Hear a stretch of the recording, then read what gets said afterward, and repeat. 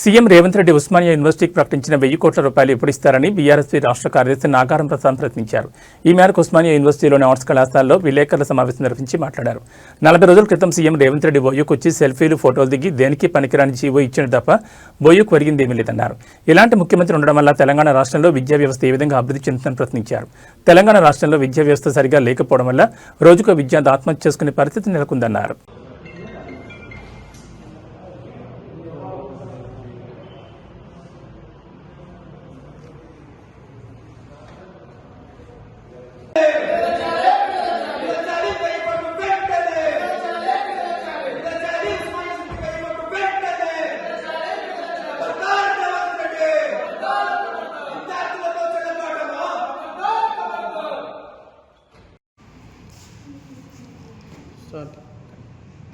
అందరికీ నమస్తే.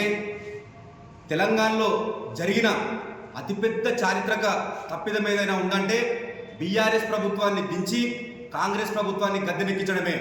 ఎందుకంటే కాంగ్రెస్ ప్రభుత్వం ఉచిత హామీలు ఇవ్వడం, ఉద్దెర మాటలు మాట్లాడడం, ఊటకు ఉపన్యాసాలు చెప్పడం తప్ప ఇంకేమైనా ఉందా ఈ తెలంగాణలో అని అడుగుతా ఉన్నాం.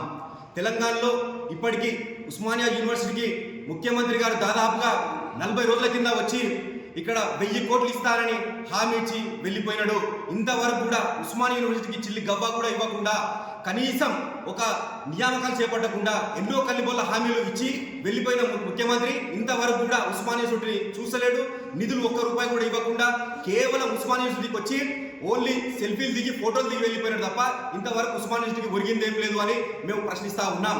ఇలాంటి ముఖ్యమంత్రి ఉండడం వల్ల తెలంగాణ రాష్ట్రంలో విద్యా వ్యవస్థ ఏ రకంగా ఉన్నతీకరణ చెందుతుంది, ఏ రకంగా అభివృద్ధి చెందుతుందని మేము బీఆర్ఎస్ విద్యార్థి విభాగం తరఫున హెచ్చరిస్తా ఉన్నాం, ప్రశ్నిస్తా ఉన్నాం.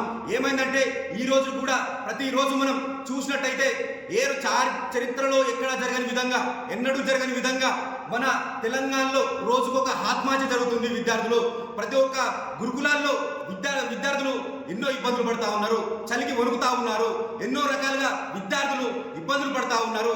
మీ కాంగ్రెస్ ప్రభుత్వం పనికిరాని వాటికి హామీలు ఇచ్చి 250 కోట్లు మన అందాల పోటీలకు ఇస్తుంది. మీ ముఖ్యమంత్రి, మీ మంత్రులు తిరగడానికి 250 కోట్లు ఖర్చు పెడతా ఉంది. అదే మేము పేద విద్యార్థులకు ఎందుకింత మీకు చులకన అయిపోయాము, మా పేద విద్యార్థులు అంటే ఎందుకు నీకింత అని మేము రేవంత్ రెడ్డి గారిని అడుగుతా ఉన్నాం. మీరు కనీసం ఇప్పటికి కూడా ఎన్నో రకాలుగా విద్యార్థులు, నువ్వు చెప్పినావు కదా ఉస్మానియా యూనివర్సిటీ సాక్షి చెప్పినావు, మేము ఇక్కడ నేను జిల్లా పరిషత్ స్కూల్లో చదువుకుని వచ్చిన చెప్పిన రేవంత్ రెడ్డి గారు మీ హయాంలోనే కదా ఎంతో మంది ఎన్నో రకాలుగా విద్యార్థులు మొత్తం చనిపోతా ఉన్నారు, ఫుడ్ పాయిజన్తో చనిపోతా ఉన్నారు. రోజుకొక పేపర్లో మనం చూడాల్సి వస్తున్న పరిస్థితి ఏర్పడింది ఈ కాంగ్రెస్ ప్రభుత్వంలో. రోజుకొక పరిస్థితి, రోజుకు అన్నాలు సన్నగా లేకుండా ఒక విద్యార్థులకు మొత్తం పూర్తి స్థాయిలో ఏం లేకుండా మనం చూస్తూ ఉంటే ప్రతి ఒక్క రోజు పేపర్లో గురుకుల విద్యార్థుల ఆత్మహత్యలు చూస్తూ ఉన్నాం.